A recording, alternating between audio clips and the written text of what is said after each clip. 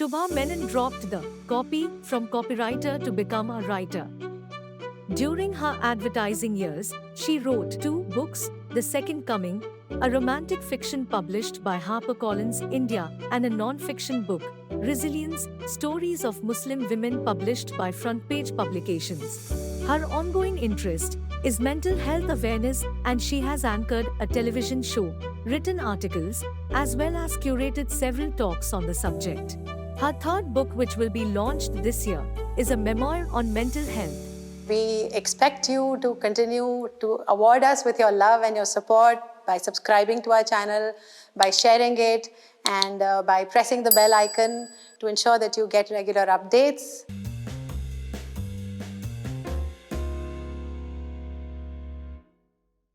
Welcome to Chaibrary. Today we have with us Shubha Menon, an eminent author who's published 2 books so far and is on her third one at the moment. Thank you, Shubha, for joining us today. It's a pleasure to have you here in the Chaibrary studio. Thank you so much. It's a pleasure, and it's a coincidence and a very beautiful one that I've had you as my senior in my school also. Yes. Though, of course, I never got to meet you there. Yeah. But then through our online meets during the pandemic, Yes. I realized that you have been into writing and you've already Yes. had some acclaimed publishers to your name already. So that's a wonderful journey you've traversed so far. With your background in advertising, and you were a full-time copywriter, how and when did you plunge into this decision? Was it difficult for you? I think it's a natural progression, because after some time, advertising starts losing its charm. And I was in advertising for the longest time, like, about 30 years or something. And so towards the latter part of my career, I kind of realized that if I don't do something more meaningful and a little more lasting, then it's the end of the road for me. Because if you see what are ads come today and they're gone tomorrow, finished. So nobody remembers who wrote it, and nobody remembers even the ad, except for maybe 1 or 2 ads here and there. But a book is forever.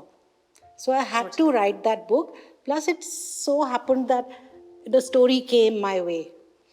And No, but before you go into that, yeah. I mean, it was just the boredom and the monotony of that work, or your inner calling of being a writer. You had been writing for years for yourself.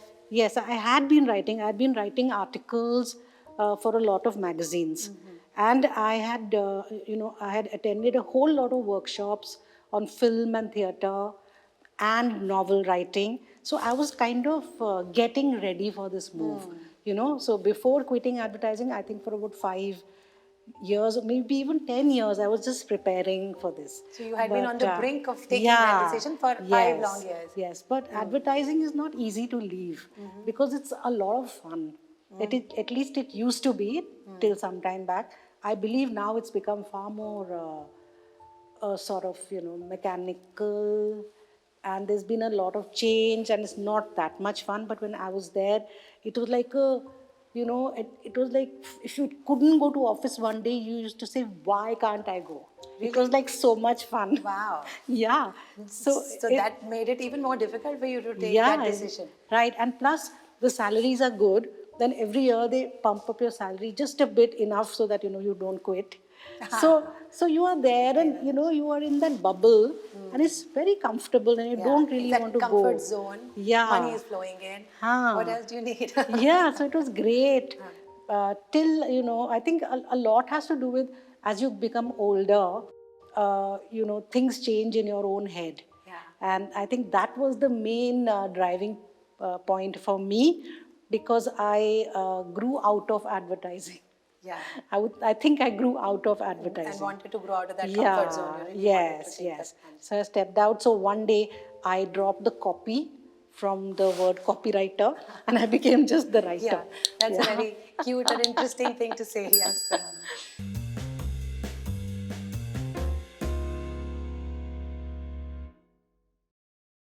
There was a whole lot of mail to ban the book. There are 2 kinds of writers, they say, that there are gardeners and architects.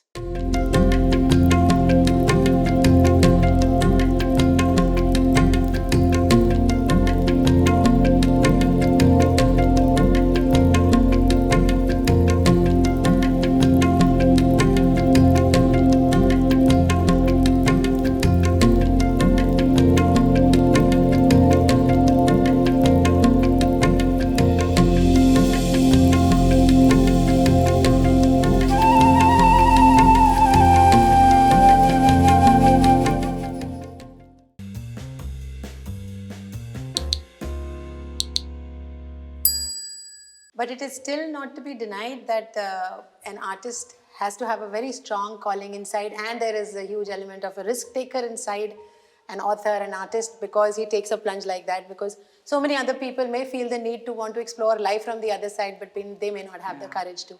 No, so yes, you're right. You're right. It is like a risk. But the thing is that, like I said, advertising is a young people's profession. If you go to an ad agency, maybe you will see one grey-haired person or maybe none. So it is a young people's profession. So yes, I was feeling a little out of it, and I was older, and I think I was at a crossroads So with a young myself. mind comes fresh ideas. Yes, that's what they think. But I'll tell you what the trial really is that young people are more exploitable, and you can pay them I was less. going to take your viewpoint about the truth of this statement. I think it's just a misnomer. It's the absolute truth. They would. Because advertising agencies are very, very time demanding, and no schedule and nothing overnight or 3-4 days in a row you are completely. So that also. And then, because, it's the times keep changing, and earlier ad agencies were very respected for their opinion. People like Alec Padamsi, whom I worked with for many years, if he said it, client would say, this is it, gospel truth. But now it's become like any junior person from anywhere, client's office can come and say, change this because I don't like it, or because my daughter saw it last evening and said it doesn't work. So, you keep having to change. Iterations till you lose interest. So I wasn't even enjoying it as much, So so I took the plunge. But I have to tell you that both the books I wrote were written in Ogilvy, which was my last job in an agency called Ogilvy. And they were, that's a different sort of agency. They let you be. So if you finish your work, whether you do it at home or where you do it, they don't care. You can do your own thing. So I used to go down from the 8th floor where my office was to the barista and with my laptop, and that's how I wrote my books. Very interesting. Yeah. So while working, you were writing your books, and even before you quit, you were done with the basic draft of. So both books were launched during my job. All right. In fact, the day my second book was launched is the day I put in my papers, because I thought I've arrived now. I've written 2 books, and now, the world is at my feet. But nothing like that happened, which is a different story. But at that time, I was very confident and gung-ho. So what made you feel that the world is now at your feet, and what was the disillusionment about that it wasn't like that? Okay, it's difficult to write a book. If you enter a room and there are like 500 people there, and then you want to know how many people there want to write a book, it'll be 501. Everybody wants to write a book. And how many do? Maybe 1. Because it's tough to write a book. And I was that one. So I did write the book. Not only that, I got a great publisher, and I wrote a second book. And so I thought I had a career in writing now. But it didn't quite pan out that way. So now I'm writing my third book, and it's going to be out this year, hopefully. But again, the search for the publisher, though I have a very good publisher on board now for my third book. But one is everybody's writing. Secondly, because I became a writer at a time when social media was just kind of catching up, social media marketing, not social media per se, but marketing. And it had passed me by. I really didn't know how to market my books. And I think that made all the difference. Not just that, but actually, because now I have learned that there is a whole science behind it, and you can choose your target audience. You can, you have to pay for each and everything, but you can actually sell your books and make it a bestseller through just marketing it well on social media.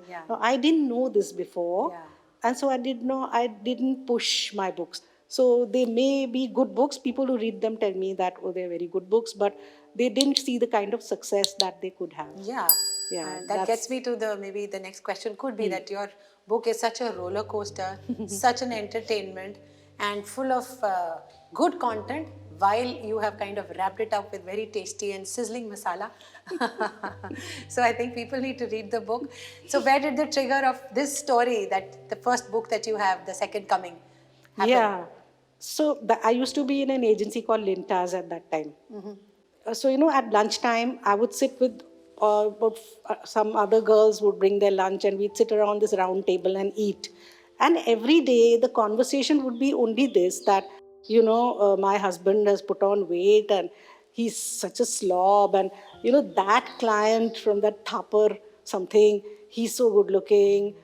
And there was this something missing in the lives of all these women. And I too felt that same, lack.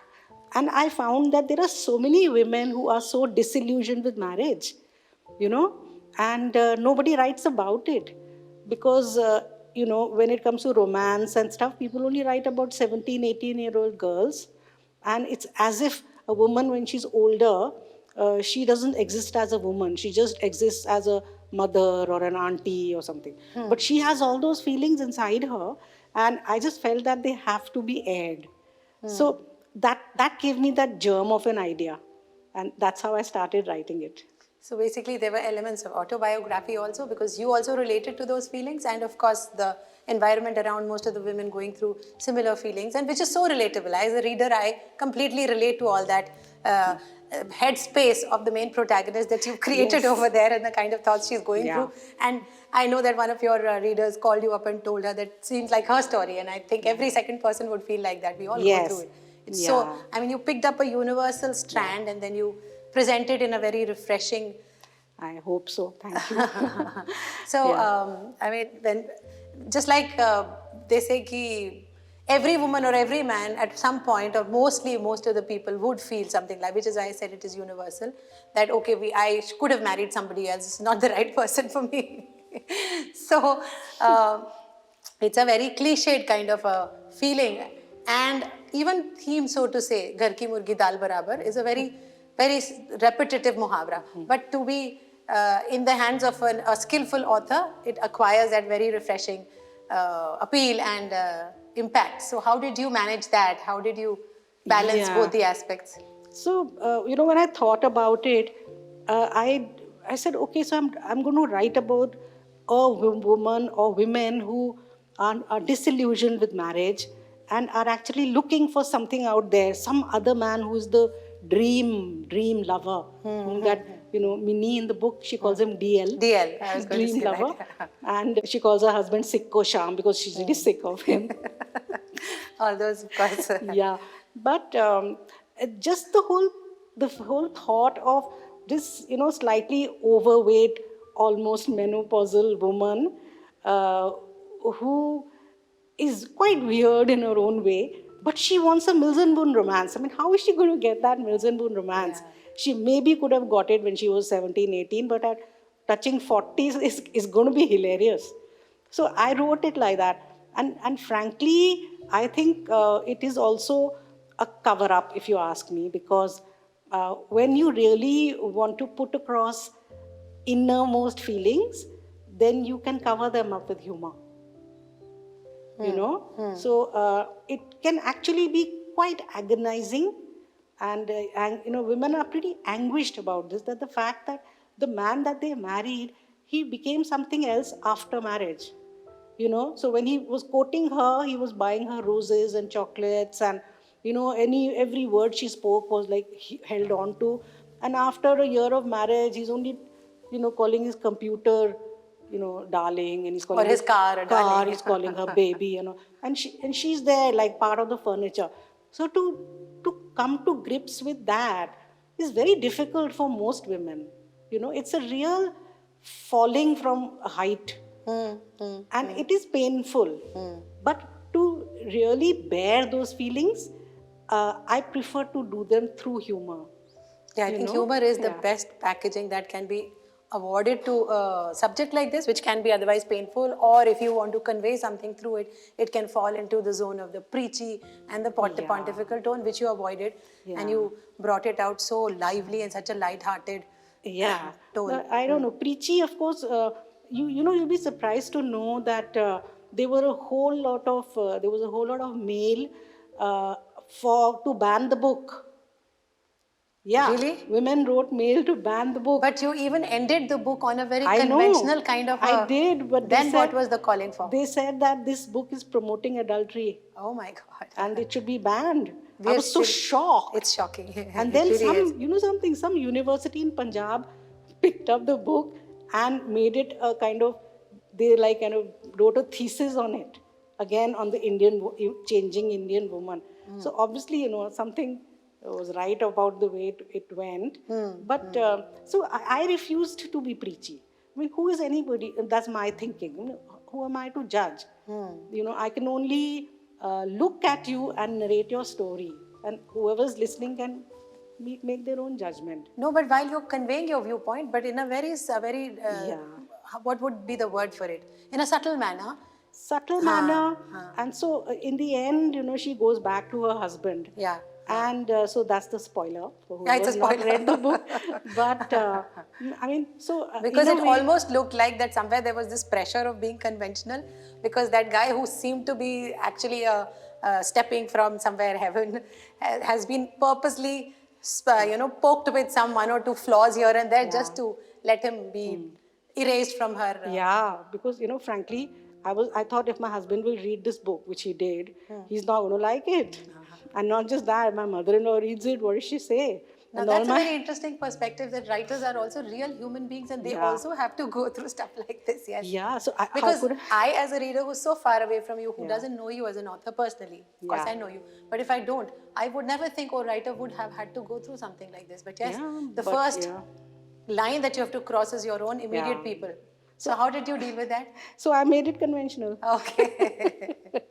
So somewhere we can't be really true to what we may want to. I mean, being conventional could be a pressure, no? I mean, because I did feel that there could have been a different ending to the book. Yeah, it is a pressure. No denying that.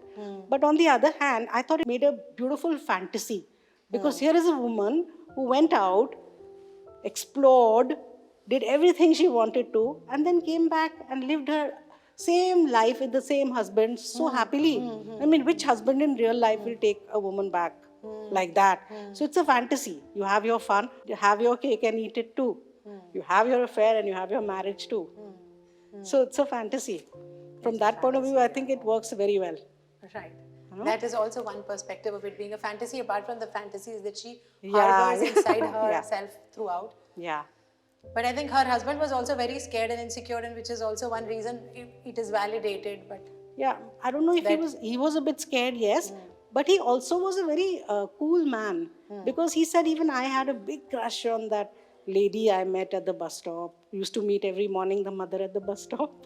Achha. And he had a big crush on her. So he said, it's possible. If I can have, even she can have. Okay, so he's a matured kind of an individual. Yeah, I think I don't recall that portion of it, because I had a very one-sided view of that guy. Which is what, because we only get to see the insides of the protagonist. So it's that's also one of the ways to delineate a character. If we don't get the three-dimensional view of all the characters, but just the one who's narrating the story. I mean, that's how I chose to write the book. I chose to write it from this lady's point of view through and through. As a self-confessed workshop junkie, you had a wide and a varied exposure to an interesting combination of different things, from Buddhism to Sufism to chakra healing and so many other things. So that's very interesting. But I also feel that somewhere, in spite of an apparently disconnected kind of interest spectrum, there is still some fusion that a human being finds inside his consciousness, wherein everything maybe comes together to be able to contribute to your life in an effective way. I'm not sure if it comes together, but what I do know is that nothing is wasted. Nothing is wasted. And anything you do, it's, for a writer, it's all material. It's all material. Yeah, that's the... So, tomorrow, don't be surprised if this room and our chat comes in a book. Becomes a little bit of a portion of that book, Yeah. So I know when I was writing The Second Coming, I had gone somewhere to write taken a break. And I was alone. And one evening at the bonfire, there was a Sardarji who came and he kept talking about some breed of dog. Something called Dogo Argentino something. So when he kept talking and I was sitting and having my dinner and I had heard whatever he had to say, next morning I was writing about Dogo Argentino in the book. Oh, something which you were so disinterested about, you didn't even realize you had absorbed it and it started flowing into. Yeah, That's how a brain of the writer works. Yeah. Okay. So What are you absorbing as a content for Yeah. you for your future consumption? Yeah. You're not aware of. Very interesting. Everything is material. Yes, I felt that. Yes, it's a good idea for an author to expose himself or herself to as many varied experiences so that your character might just emerge out of that kind of a thing. Yeah. Or will happen. I think most creative people are like that. They are interested in everything. Except for like I'm not interested in science fiction numbers. Yeah, numbers. But otherwise, talk about butterflies. I quickly did a course. You know. So what was the most fun thing about that butterfly reproduction thing that you did?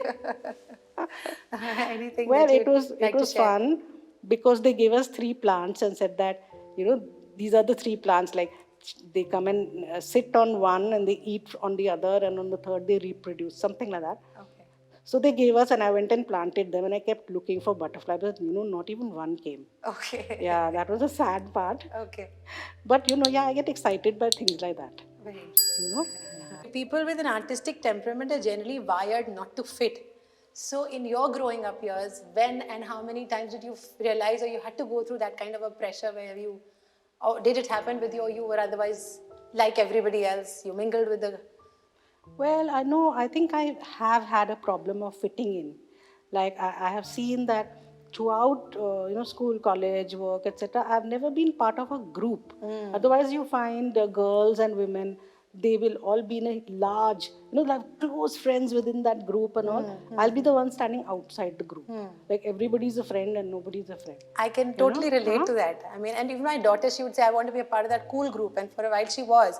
But for me, it was always the not possible thing. Because I was always so... Yeah. And then I've read about so many people, the people who are actually artists are generally like that. And somewhere along the route, it became clear to me that I shouldn't have been so doubtful or skeptical about me being different, because it's fine to be like that. Yeah. I mean, so much so that, I've never been to a kitty party, because whenever I've asked women in the neighborhood or among friends, etc., that please may I join your kitty, they very vaguely say, yeah, okay, but they never inform me. Oh. So I've never been to a kitty party. I really want to go for one. So that means I don't fit in. Otherwise, they would call me, Or they're insecure or something. Yes, that's a real grouse for me that I can't go to a kitty party. But I do find that as you grow older, at least for me, it's been like that I am far more comfortable in my skin now than I was earlier. And now it doesn't bother me if I'm different. Rather, I work to be different. I work hard to stand out and be that little hatke person.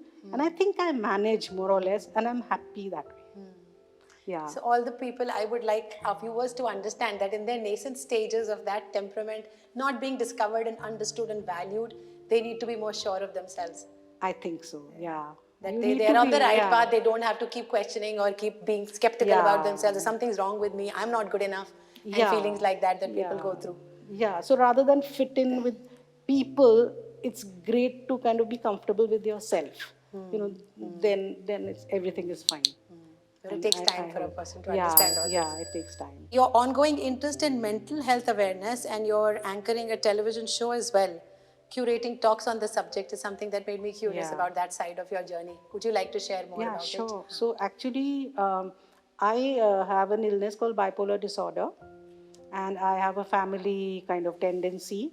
A lot of people have that kind of illness. So my mental illness has been a part of my life from the time I was born. So when I grew up, I took more of an interest in it. And so if I could ask, what are the main symptoms of being a bipolar? It's a mood disorder. Okay, extreme. So it's also called manic depression. So you can swing from mania to depression, sometimes with reason, sometimes without reason. And it's not just sadness and happiness, it's way beyond. It's bizarre. It can get bizarre. So it is a difficult illness. There is a different intensity to the So spectrum. Some may have it as severe as that. Yeah. And it seems that it's a writer's disease. Many writers go through this. So because it is in the family, I am interested in knowing more and finding out more. And helping those who are, suffering. Because luckily for me, it's not affected me too much in my life. So I've been really fortunate that way, because I've been able to have a career and get married, have children, everything normal, touch wood. But many people are not, and since I know how bad it can be, the intent is to be there for others. So that empathy yeah. naturally is Yeah. filled up in one's heart when one has gone through something like this. Or one Yeah. So in your work environment, you would have bouts of that sometimes, or at Yes, home? initially. Okay. Initially, I went through a really bad time because I would just plunge into depression without warning. Acha. And then when was they it would... the environmental triggers that created it? I don't know, frankly. There's sometimes there may be a bit of a trigger, but many times there wasn't a trigger.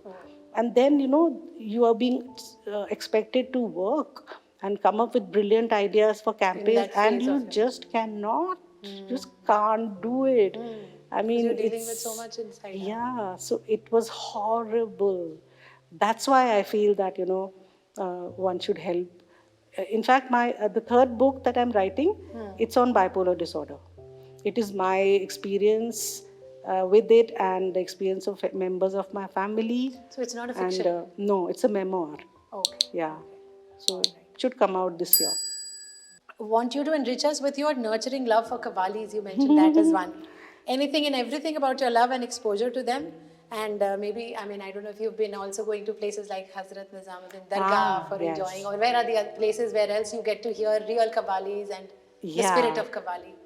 So, I've loved qawwali as a form of singing, just as like anybody else. But my interest became deeper when I wrote my second book. So my second book is about these women who live, some of them still do, live in the Nizamuddin Basti. Achha. So, very close to this area. Yeah, and right there, in that area. So with them I went to Hazrat Nizamuddin Aulia's Dargah. And then I went to his Chilla. There is another place called the Chilla on the other side, opposite Sundar Nursery, where he would go when he wanted to meditate. Okay. So I developed an interest. And initially, of course, I thought it was all very, very romantic and erotic singing, because it's all about, meeting your lover, and lover is in the shape of God. Yeah, but I didn't realize that lover is God, so I think it's very erotic. Okay, and But then later when I understood that no, it's about a union with God, and then the whole thing took on a new meaning for me, and I just love how they revere their God, and how their life is their God, and how through singing they are creating that union. I just love it. So when they sing and you've heard them singing and you've been there in the actual environment, you feel that they're able to access that zone completely. Yes. And then you just feel so, fortunate to be there to witness that. Yeah. So because I've always ideally been fond of it, have never really gone to a place. So I would maybe now with that propulsion I would love to come. Yeah. The Amazon page describes you as a practicing Buddhist. Would like to know more about your inclination in that direction and how that has helped you evolve in your journey so far. What keeps you inspired in that direction, and why would you recommend it to anyone? Yeah, so I feel that Buddhism has actually saved my life. And I'm being totally honest about this. Because when I joined Buddhism, bipolar disorder was very much part of my life, and I was really suffering, really suffering. And Buddhism brought perspective to me, and not only that, bipolar disorder disappeared from my life. It disappeared? It disappeared. It's gone for good? Yeah. Awesome. I can't say it's gone, but if my moods would go like that, then now they go like that. Just that much. That's such a huge difference. Yes, I attribute it completely to Buddhism. Okay, and that is a chanting. Chanting part. So just the chanting. So what do you think really happens in this chanting that can create such a huge change in one's consciousness? Well, you see, it changes the way you think. So instead of feeling like the victim, you've become the fighter.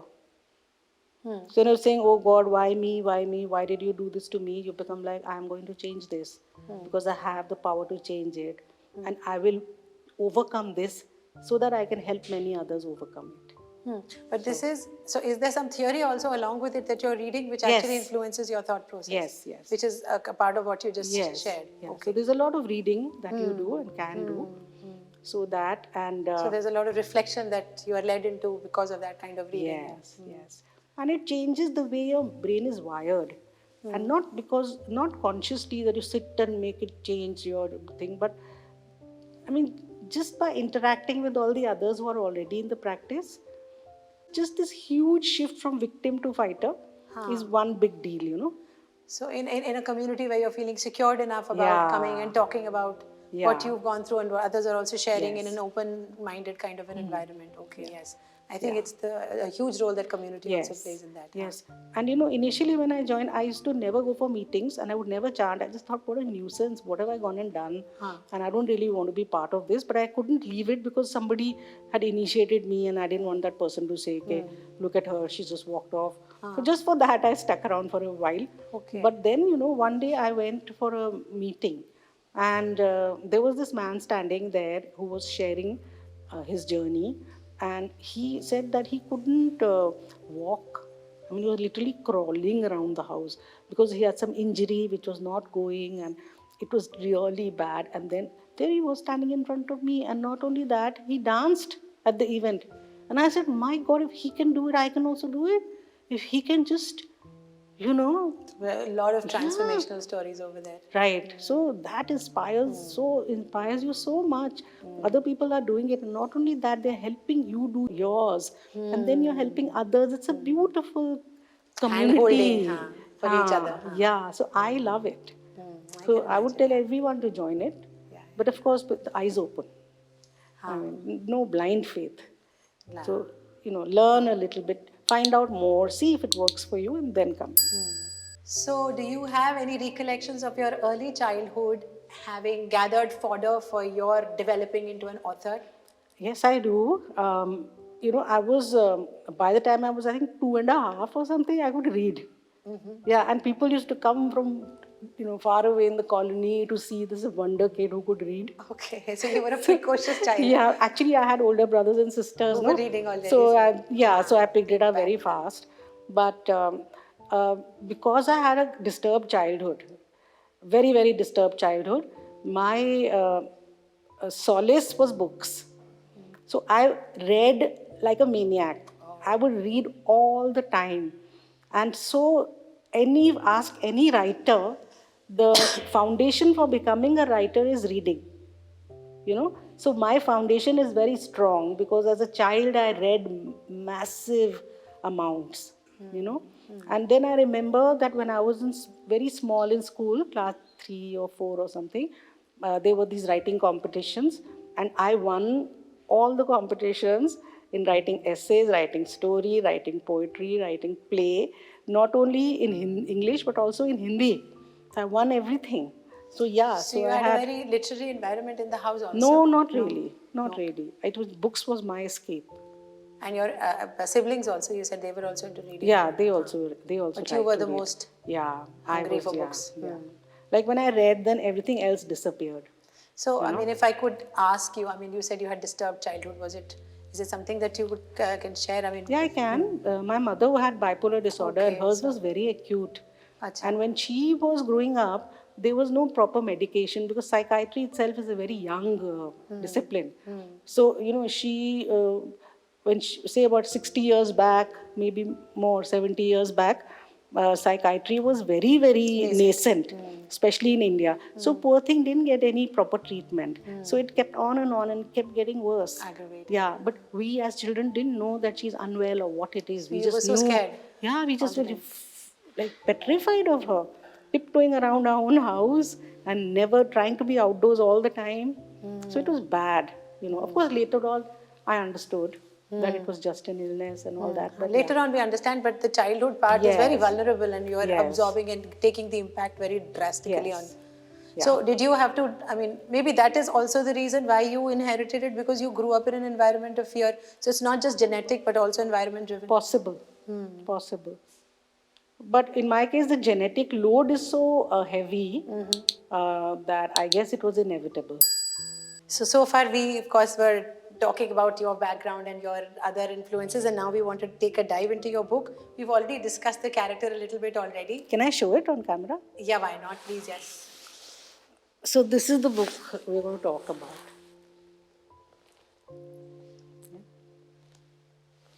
The Second Coming.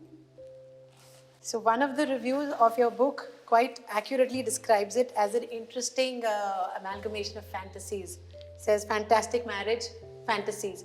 Said yes, of course, when I read it, I could completely identify with this kind of a description that this main character protagonist is filled with her own illusions, as you talked about. And it's a fantastic world that she's holding on to till it bursts in the end, and then she's reinstated safely enough. Yeah. Which made, and it's also a fantasy because she was reinstated, like you said. Yeah. She could have fallen into a ditch and not been able to. Yeah. But I mean, the art of characterization was what I felt was very powerful as a means in the hands of an author to be able to. One is, of course, the plot. So the plot is very gripping right from the beginning. You've done brilliant justice to the exposition, the rising action, the climax, and all. So how did you manage all this plot activity along with the art of characterization skillfully? Like I said, I've done a lot of courses in writing, and something, all of them influence you in some way, and some things get retained in your head. So I think it's a culmination of a lot of that, plus a lifetime of writing copy. So I've always been writing. So writing a book came very easy to me because, I had a background of writing. I was not a newbie learning how to form sentences. I had been through all that and done a lot more. I also had the advertising way of writing on my side, which is short sentences, pithy, racy, interesting. I had all that in my, all that in my favor. But all in all, I'm a very instinctive writer. So there are two kinds of writers. They say that there are gardeners and architects. So if you are an architect kind of writer, then you make your plot very, neatly. And, like in the plot, every bit where it will come, brick by brick, you've made the structure and you follow that structure. And the gardener is the one who has the seed of the idea, which he plants and then he waits to see how it will grow and then he follows it. So I'm one of the gardeners. So I never know, I just know that when I sit and type, the book writes itself. And I'm not showing off here. No, I think a lot of artists have actually talked about artistic experience being very close to what you're describing, that it flows on its own, it guides you. Painters have said that when I start, it's not me who's painting, but the painting is guiding me to paint. The medium is guiding me, so your medium is, of course, your words. So that, and also, all that I had studied, or whatever, imbibed in so many workshops. Like I've done the workshops with Shyam Benegal and Anjum Rajabali, Krishna Shah, and I don't know how many I've done, many. So you just talked about Shyam Benegal's workshop. I'd like to know a little more about it. Yeah, so somebody had organized this workshop and it was in the Bandhavgarh forest, and there was him and his wife and his daughter, and there were just a bunch of us advertising types, and we went with him to the forest and saw tigers, and in the evening we would sip drinks and hang around, and he would put up the screen and show us some of his movies. It was beautiful. But the main takeout for me from that entire interaction was that he said that Indian cinema has forgotten the village. So that was, it suddenly realized that all this, So initially movies used to have a lot of scenes in the backdrop, or we would have village life also being shown. Not the scenes, but look at the stuff that we see now in our movies. It's all Western. It's all Western. It's all these discotheques and dancing and and yachts. That lifestyle only. Yeah, whereas his films used to be real issues among India's real people. That he's saying is gone. Or even one generation before, the Balraj Sahni movies where he's acting like a rickshawala. And we had some downtrodden people who were the main protagonists, which is, I think, completely... And I think it's only the art movies or Netflix now which is catering to content like that. But mainstream cinema has somewhere lost that Yeah. He But I'm says, glad yeah. that we have the OTT now because we get Yeah, different some kind of of it, content yeah, now. some of it is there. Yes. But that's what he said, and it really, hit home to me. Yeah. Yeah, True that. yeah. So I was saying that because I did all those workshops, I decided that for my first book, I'll use the 3-act structure. So the 3-act structure is, if you draw a line, you write A, B in the middle, and C. So A, B, C. In that 3-act structure, I mean, it's not like I started writing the book with zero structure in my head. So I knew that it has to be 3 acts. And I knew that with every act, when I come to the second act, what I need to do to move it to the next act. I also knew that I have to keep the reader glued to the page.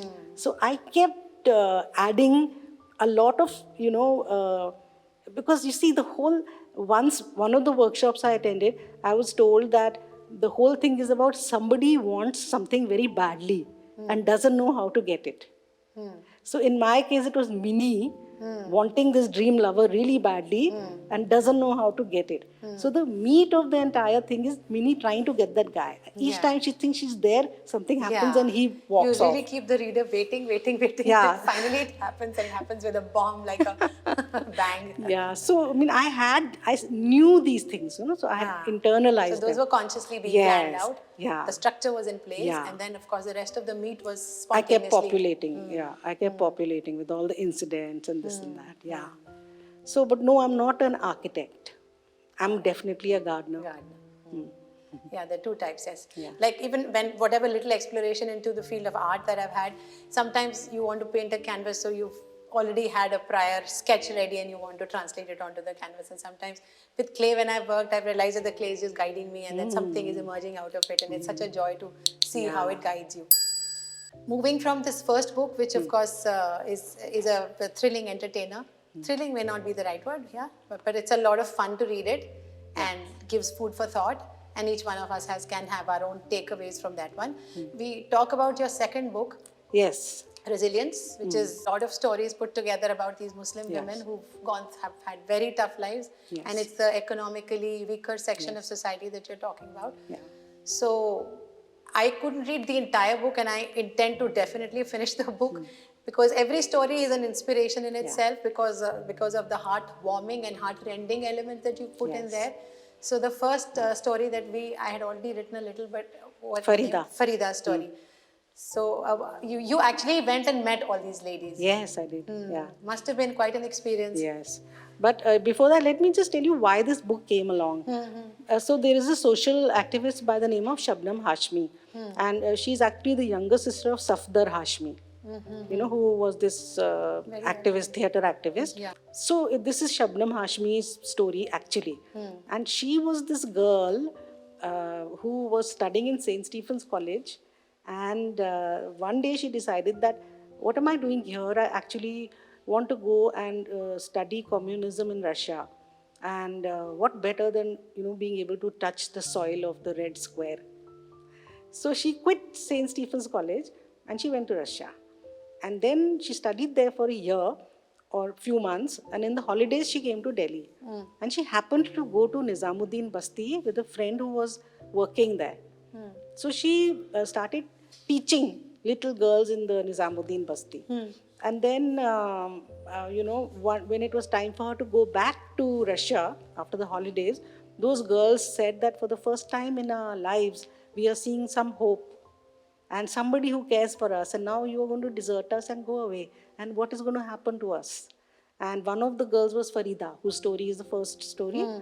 And Shabnam Hashmi was so overcome By the by emotion this of that, and that she quit her college in Russia. And she started this little school in Nizamuddin Basti. Wow, She called it that's Seher. So admirable. Yeah, This is real passion. yeah. And then the thing... And the name of the institution, so beautiful, Seher. Seher, yeah. Oh, bringing a morning in their lives. Yeah. So she started this little school, and this school happened in the 1980s. So from 1981 to 1987, I think, she ran the school. And the thing is, at that time in the 80s, some places even now, girls are not allowed to study, Muslim girls. They're not allowed to go to school. So she had to plead with the parents and the grandparents that just send her little while, it's an only girl's place, send her in the burqa, we will take care of her, kar karke. Then the girls started coming. And these girls were really from very orthodox backgrounds. They lived in the Nizamuddin Basti.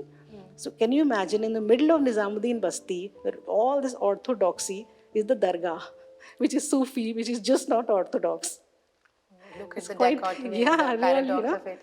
Yeah. So not only did she teach at the school, she got her sister who was teaching in Sardar Patel school to also come after doing her Sardar Patel classes, to come in a bus, DTC bus to Nizamuddin, and her mother who was a teacher all her life. She got them also to teach, all of them for free. Wow. Because you see, they're a different kind of family.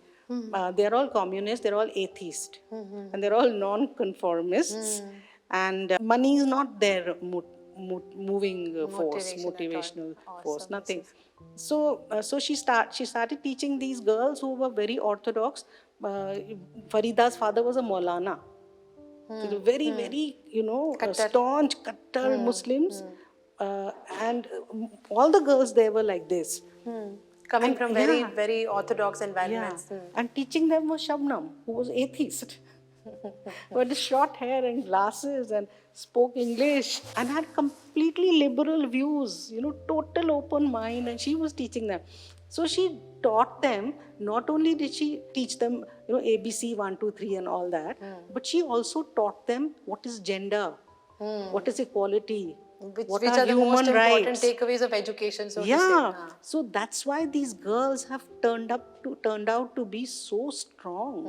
There's a turnaround in her story completely from the scratch that she started from an abused wife and an abused daughter-in-law to eventually running and guiding younger children and girls now. And because she's been through it herself, she really puts her heart into it. Each girl's future is important to her. And she really works hard with the girls. There's so many very memorable lines which I've noted, and I would love to read them out. Because it's not a very entertainment oriented book, unlike your first one. But yes, when one is going through it, there's enough enrichment and nourishment for the experience that these girls or these women are going through. And are you going to read out? Maybe I could pick up a few lines from here. Strange, isn't it? People getting penalized for sending their children to school. In the normal world, one is censured if one's children don't go to school. And to think this was happening in the 80s when girls like me, living 5 kilometers away, were pursuing PhD in law, sociology, human rights. The contrast of life that she talks about. Something as innocent as watching a film can be a sin for someone. That she carried guilt. Yes. That she could actually go and but Farida tells me that even today she hardly ever watches a movie. Rationally, she knows that it is all right, but her conditioning simply wouldn't permit it. Okay, but there's so many of them. I read just maybe one more. Farida's husband had used triple talaq to get rid of her. Log 3 bar talaq देते हैं, मैं तुम्हें 1000 बार talaq देता हूँ. He had said. Farida had left meekly without demanding alimony or maintenance. That's the biggest irony, that women didn't have any idea of their rights or anything, so they just have to accept whatever comes into their lap, and from there to the turning around of their stories. In fact, the center, the school, was there for many years, but it closed down eventually because these girls were all, so many of them were talaq victims, no? And then there was this woman called Shahbano, in the 80s, I think it was. Her husband told her that he's marrying again and he's talaq, get out now, And she said that I'm old now.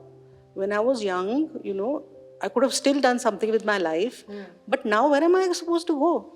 I have nowhere to go. So you pay me alimony. But Muslim personal law, you can work around it and you don't need to pay anything, or you need to pay a pittance. So she filed a case in the Supreme Court saying that I want alimony. It was argued, it became a huge, very, very famous, prominent case. And all these girls went to support her. To India Gate, where she would come. And it was the country was divided. Because Muslim personal law, whoever believed in that, said that why should the man give her any alimony? Whereas all the women said, of course, she must get alimony. But that whole thing happened and she won the case. Shahbano won the case. But what happened? She was told to please withdraw. She has to just disappear. So it's like, she said, I have not won, I don't want to win. And Okay, I so she was take the case threatened back. eventually. She was threatened. Yeah, I take the Okay, case so back. she had to Yeah, so it was really withdraw. sad. Oh. All politics, But these girls were in the thick of it. And one day when they had gone to talk at some Andolan with Shahbano and Shabnam Hashmi and all, and they came back, the mullahs were standing at the Basti gates and say, where have you come from? Who do you think you are spoiling our girls? We don't want you to run any school here, please get out. That's how the school shut. Okay. Because the mullahs, of course, are on the side of the So that's personal a very law. sad ending. That's something Yeah. that somebody started with so much of fervor, so much Right. of dedication, eventually had to come to a halt. It came to a halt, but these girls by then had already had Gained a lot of yes, substance yeah. inside. So many of them, like there is another girl called Ishrat. She's fantastic. She knows how to get if you want to get a passport made, she can go with you and get it made. You want a police case, you want a school admission, anything, she can do it all. So a lot of these women are now hands-on Yeah, women, not they are- dependent upon. Yeah. And so They're they've not lost dependent- a lot of that fear of how will they Yes. survive, Yeah, and they have strong opinions on everything. which is so good. So it's really something to see these girls. They're so bright and so confident, and you just marvel that these girls who were put into burqas at 9 years old, married at 12 years old, talaq at 14 years old with 2-3 kids, sent back to parents' houses where there is anyway no place and no food. These girls have become so strong. Torchbearers now. Yeah, it's a huge pleasure. Which is why Yeah. it's a must read. Yeah, I hope so. Because this is a very special book for me. I've made friends with all the girls. Must have been so enriching for you to have gone through. Yeah. How long was that phase for you to have actually About a year, researched? maybe Okay, more than a 1 year. So I went to the Basti again and again. I went to the Qawwali thing also. Very many times. sensitizing the whole journey, Yeah. right? It's like getting to know people you've always shut your mind about. Yeah, you don't want to look in that Yeah. direction. You just don't. Yeah, be because a bit escapist. Yeah, because we know there is a side of that life, but we. Yeah. I'm a Punjabi Brahmin. My parents and all came from Lahore in the partition. And my grandmother used to say that you will never eat in a restaurant where a Muslim is cooking. Or you'll never, she had a lot of reservations, and some of them, whether you want to or not, you do absorb. Yeah, because of that kind of a background that obviously a lot of propaganda is happening, so some of it has gotten absorbed inside us. Yeah. So then, when I had to first time I had to go to the Basti, my mind was blocked. I was thinking, what am I doing? This dangerous place. Everywhere I'm looking, there are Arabian Nights characters. In long kurtas and funny beards and those So you had skull a lot caps. of resistance in the A initial lot. phase? Yeah, I was frightened because if you peep this side, there are these small children learning reading from the Quran, and the goats are tied at every doorstep because some festival is coming and they kill the goats, and the food, all those smells, and when I would go to the houses, they would serve food. I wouldn't eat it. And I would definitely not drink the water because it was such a poor basti, Nizamuddin basti, So it took a long time for me to overcome all that and to really start loving these girls. And empathetically start connecting to and them. to understand that, it's everybody's a human being. And what are these reservations? Like this one says, Farida, ki parda hamare dimag pe. So there were a lot of pardas of mine also, which went away with this. Awesome. That's what I think makes the writer's life very, very beautiful, because when you get into the lives of some aspects of the humanity that we completely just are not in touch with. Yes, yes. It definitely opens your mind.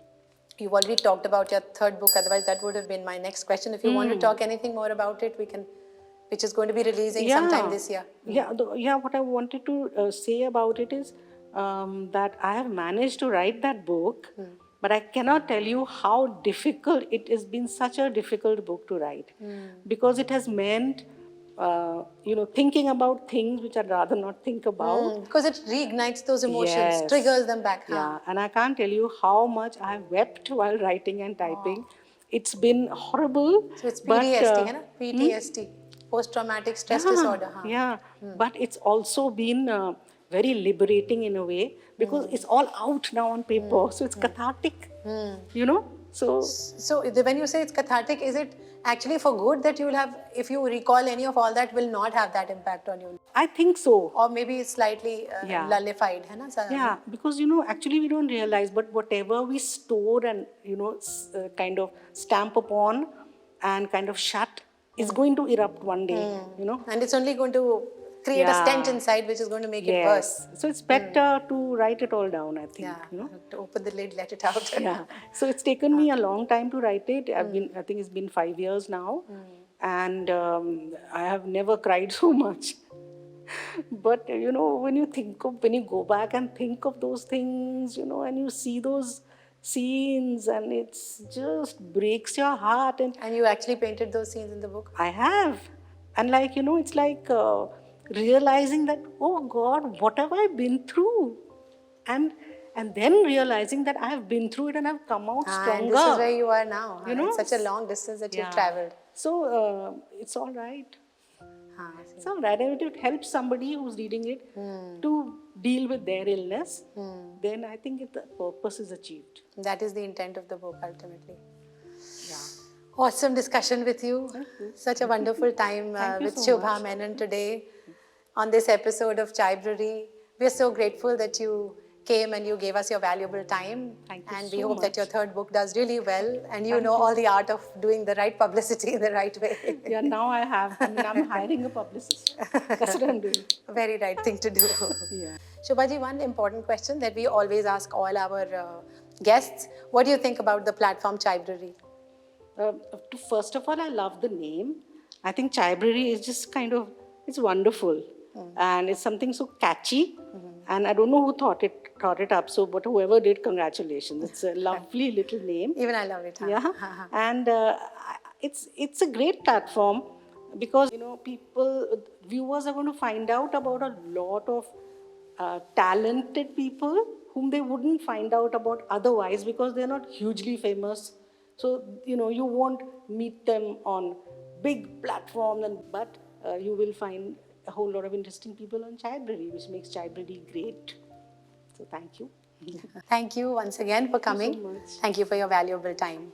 Hope you enjoyed this episode of Chaibrary, and we expect you to continue to award us with your love and your support by subscribing to our channel, by sharing it, and by pressing the bell icon to ensure that you get regular updates. This is Bhoomika from the sets of Chaibrary. Till we meet next, take care.